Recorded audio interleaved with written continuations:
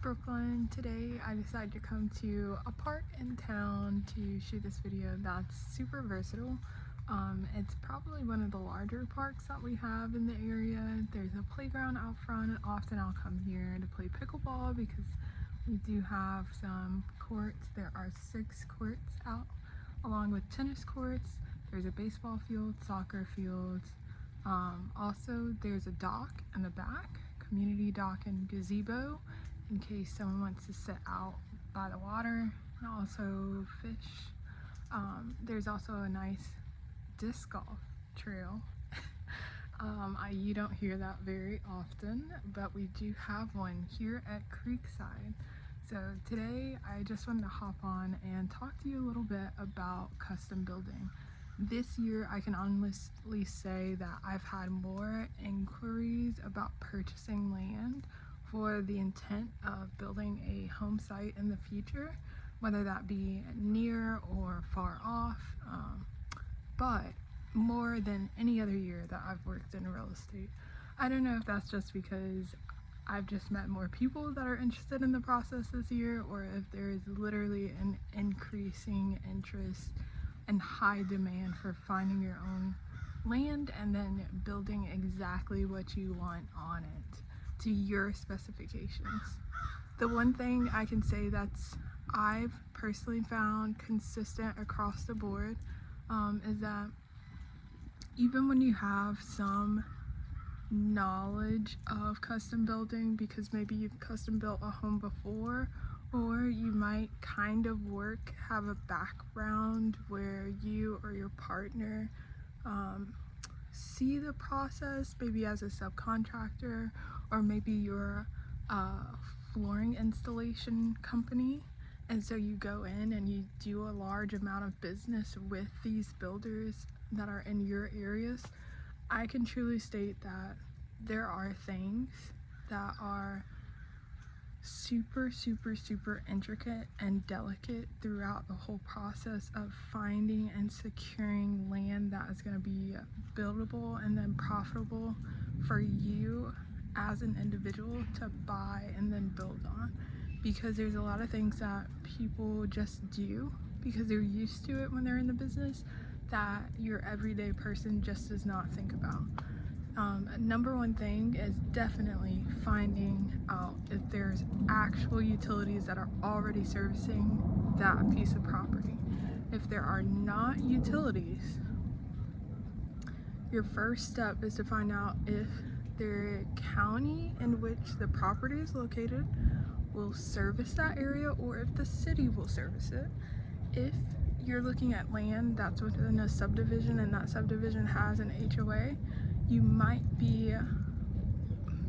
fall under private services with a company. Part of the community may have put together a deal with some outside company saying that they were going to be the ones that service that whole area, and if that's the case, most of the time you'll find it in your covenants. I'm not going to say 100% of the time, but most of the time it will be there.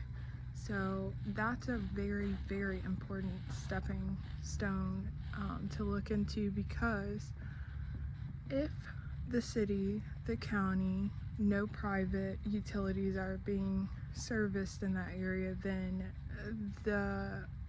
your best case scenario is basically going to be going septic. And just because that's your only option left basically doesn't mean that that's even gonna work out. You have to get a perk test done. The county in which the property lies, they have an environmental health department, so they can come out and do a perk test for you. But from my understanding, if you have that happen, I'm not saying that you can't, I'm just saying the knowledge that they're able to share with you might be limited because they just don't have the resources.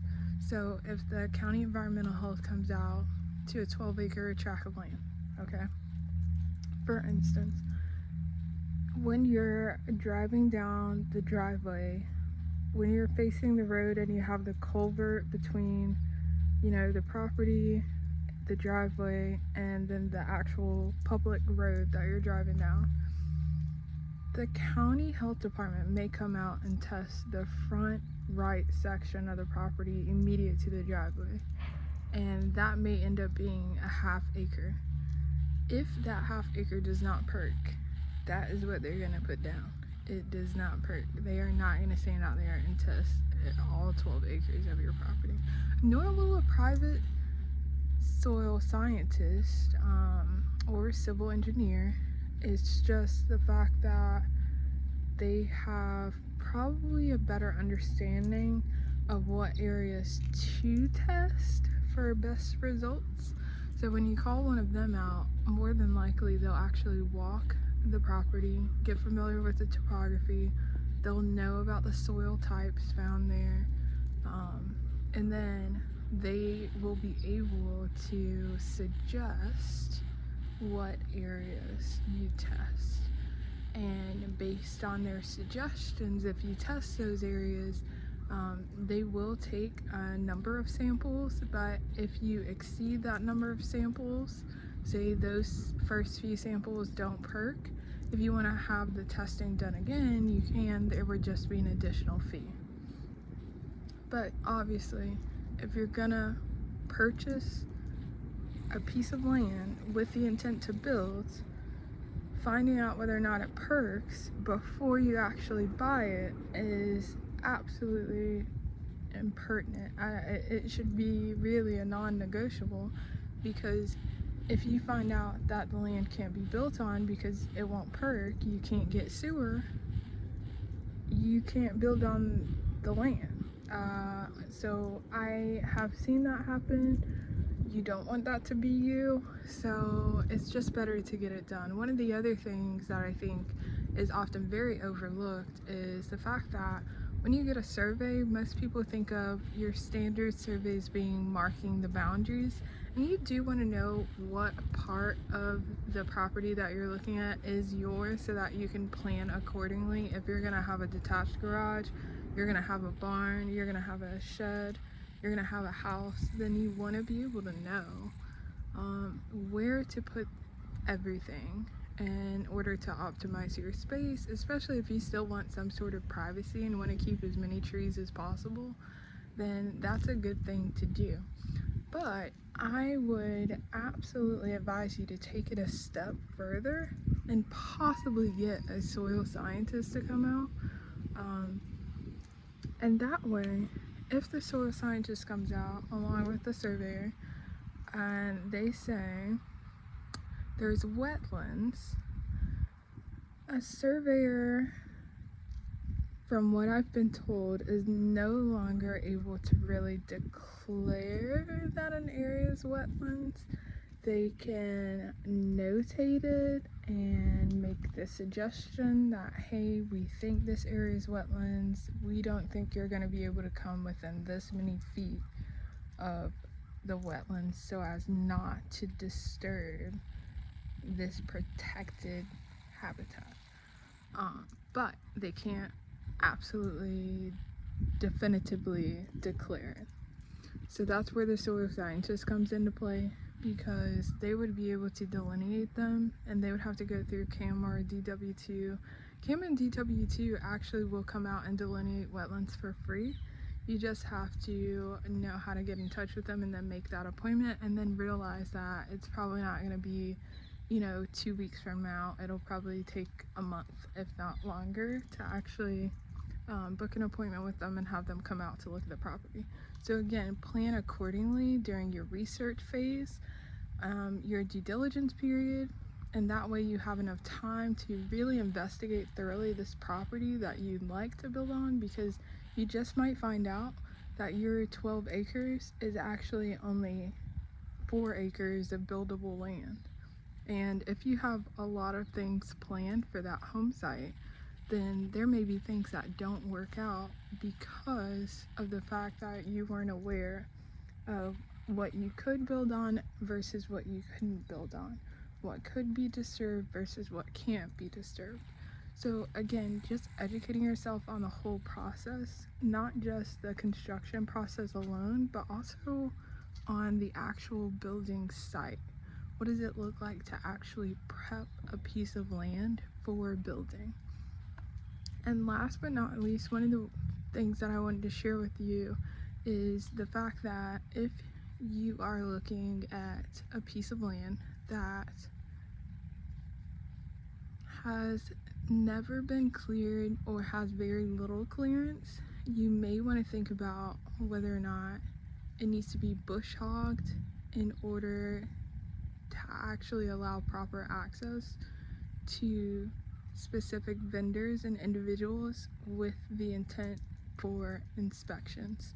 Because if someone needs to bring their truck back in order to walk the property and test and take soil samples and things like that, if there's too many trees and the trees are really thick and it's just heavily wooded, then they may even not have really a clear path for taking these samples. So you might want to think about whether or not you're going to have to pay up front to even have someone come out to just clear some sites so that these inspections, these tests, can take place. The other thing that you may want to think about is there enough wood here? And are the trees old enough to where it may be valuable for me to contact a timber brokerage and get a timber cruise done? We actually have one in town called Superior, and if you get a timber cruise done, it may, if you have enough wood and the wood is old enough, the trees are actually mature, they're not young, so you can actually use the wood that's on the land. They may actually come out, cut down the trees for you, then sell them to whoever's gonna take it. Let's just say the highest bidder, for the sake of conversation, and then you may actually get a check from doing that. Obviously, this is something that really wouldn't take place during due diligence, but it may be something that you want to have done during due diligence so that you know how much you can expect to make, if anything, after you buy the home site, I should say, if you want to get that, woods cleared and you don't have the equipment, the time, the resources in terms of the money to do it yourself. That may be a good valid option. So yeah, those are just a few things. There's a lot of people pulling in now, so I'm gonna end the video here. It was a little bit rainy earlier, so I'm sorry. This is a different location, but yeah, I hope those things provide a valuable insight. One day I'll get more comfortable speaking in front of the camera, so hopefully there'll be more seamless videos and seem more natural. But for now, I'm not used to doing this at all, but I really appreciate you clicking this video, watching it, and then of course if you have any valuable feedback, any questions, any comments, then just drop them down below. And thanks again. See you next time. Bye.